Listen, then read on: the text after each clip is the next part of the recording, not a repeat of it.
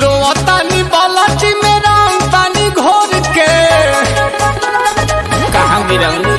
अरे रोतानी बालाजी में रंग पानी घोर के मन करे फेंकी पिचुकारी अपन तोड़ के चल गइल माल काल होलिये में छोड़ के।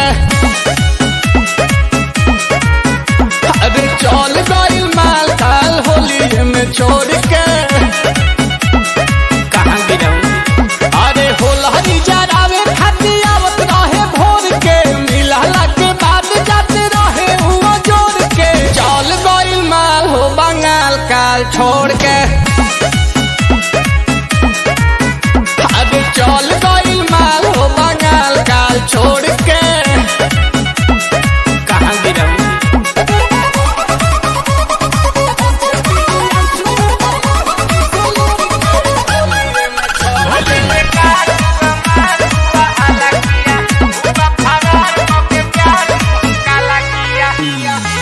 ओढ़नी में बांध के ले आवत रहे पुआ खाके हमर दिल बड़ा देते रहे दुआ।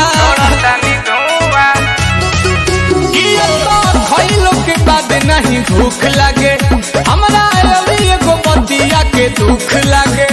अरे गुरुता की नात रहे पैसा बटोर के गुरुता की नात रहे पैसा बटोर के चल गइल माल काल होलिये में छोड़ के। अरे चल गइल माल काल होलिये में छोड़ के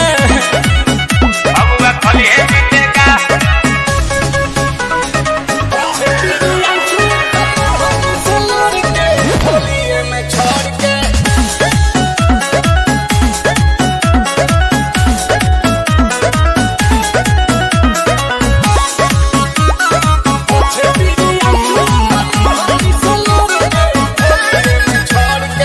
रंग नील कमल के होता जियान हो मर्द के संगे होली खेलतिया जान हो।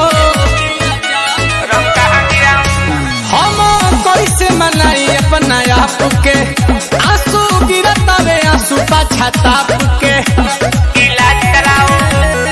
पोछे पीरी आंसू कर ओढ़नी से लोर के पोछे पीरी आंसू कर ओढ़नी से लोर के चल गइल माल काल फगुए में छोड़ के।